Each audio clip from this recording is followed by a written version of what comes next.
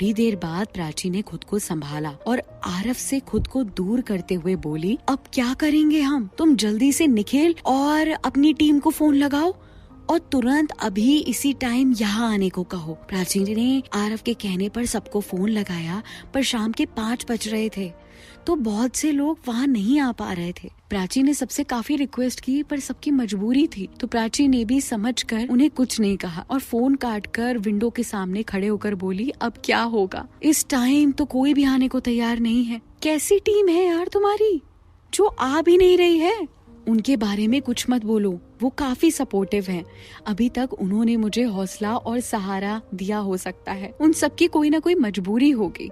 तो ठीक है, सबको कॉन्फ्रेंस पर लो। ये कहते हुए आरव ने केविन के सारे दरवाजे और विंडो बंद किए। प्राची ने आरव के कहे मुताबिक सबको कॉन्फ्रेंस पर लिया और फिर बोली, देखो निखिल और मिस सलोनी, राणा दास ने मधु को किडनैप कर लिया है और उसने फिरौती में हमसे वीडियो और ऑडियो हर जगह से डिलीट करने के लिए कहा है।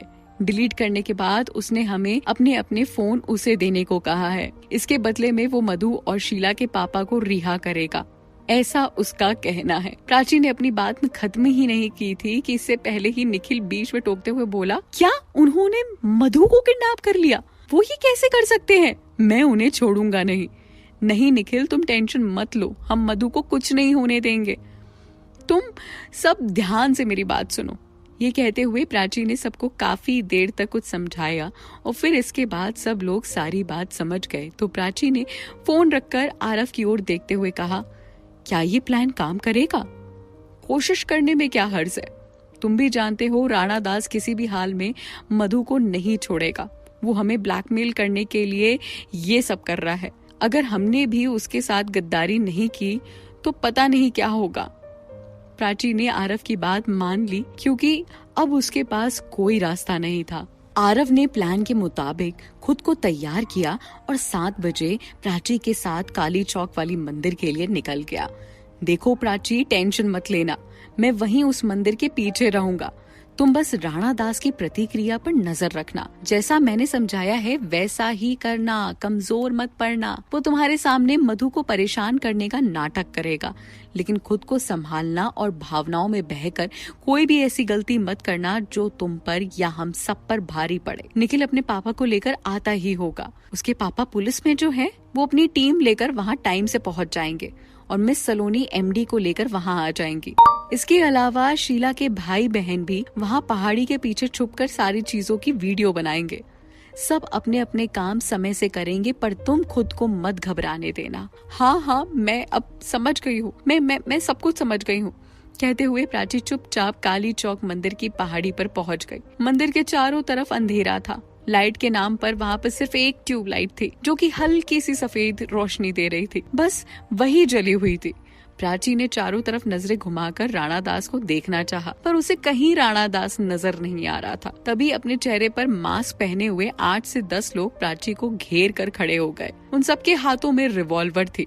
प्राची ये देखकर घबरा गई, पर फिर उसे आरव की कही बात याद आई। आरव ने कहा था कि राणा दास उसे मारेगा नहीं क्योंकि इससे वो खुद फंस जाएगा।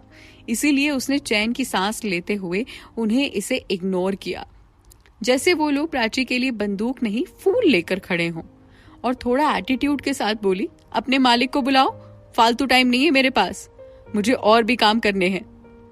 प्राची के इतना कहते ही सामने से राणा दास हंस हंस कर उसके करीब आया। हाँ बिल्कुल, हम तो आपके ही इंतजार कर रहे थे। हमें तो लगा था आप नहीं आएंगी, लेकिन हम तो भूल ही गए थे। आप तो अपनी सहेली मधु से इतना प्रेम जो करती हैं, आना तो पड़ेगा ही आपको। पर जिसे इतना चाहती हो उसकी शक्ल तो देख लो। राणा दास ने अपने हाथों से ताली बजाई। उसके ताली बजाते ही सामने से 2 लोग मधु को लेकर आए। मधु की ऐसी हालत देखकर प्राची एक पल को कमजोर पड़ गई। उसके बाल बिखरे हुए थे, आंख रोने की वजह से लाल हो गई थी, उसके हाथ बंधे हुए थे। वो कुछ कहना चाह रही थी पर मुंह में कपड़ा फंसे होने की वजह से वो कुछ बोल नहीं पा रही थी। प्राची मधु की ऐसी हालत देखकर उसके पास जाने लगी तो राणा दास ने उसका हाथ जोर से पटकते हुए कहा, इतनी आसानी से कैसे मिलने दूंगा मैं तुम्हें उससे? तुम सोच भी कैसे सकती हो? पहले मैंने जो कहा था वो हुआ कि नहीं?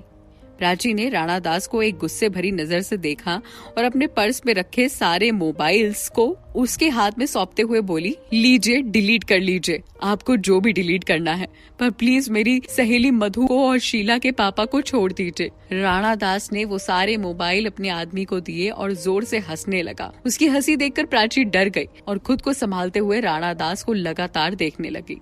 थोड़ी देर बाद राणा दास हंसते हंसते बोला, मुझे पता नहीं था कि तुम इतनी बड़ी बेवकूफ हो। तुम्हें क्या लगता है मैं तुम्हारी सहेली को छोड़ दूंगा? कल जब तक सुनवाई नहीं हो जाती और हिसाब नहीं हो जाता कि वो खून विक्रम पाटीदार ने किया है, जब तक ना तो तुम कहीं जा रही हो और ना तुम्हारी सहेली, इसे भी कैद में लो। राणा दास ने अपने आदमियों को आदेश दिया। उसके आदेश पर राणा दास के आदमियों ने प्राची को रस्सियों में जकड़ लिया। वो वहीं खड़े खड़े अपने हाथ पैर पटकने लगे। ये देखकर राणा दास ने उसके मुंह को जोर से पकड़ा और बोला, इतना मत तिलमिला, अभी तो हम सब बैठे हैं, तेरे साथ में ऐसे सुलूक करेंगे जो किसी और के साथ कभी नहीं किया होगा, तो खुद हमसे अपनी मौत की भीख मांगेगी। आरव, जो कि मंदिर के पीछे छिपकर ये सब देख रहा था, उससे राणा दास का ये बर्ताव देखकर रहा नहीं गया। वो पीछे से दौड़ता हुआ अपने हाथ से रिवॉल्वर लेते हुए आया और राणा दास के माथे पर रिवॉल्वर लगाते हुए बोला, राणा दास, छोड़ दे इन दोनों को, वरना मुझसे बुरा कोई नहीं होगा। आइए भतीजे साहब, आप भी आइए।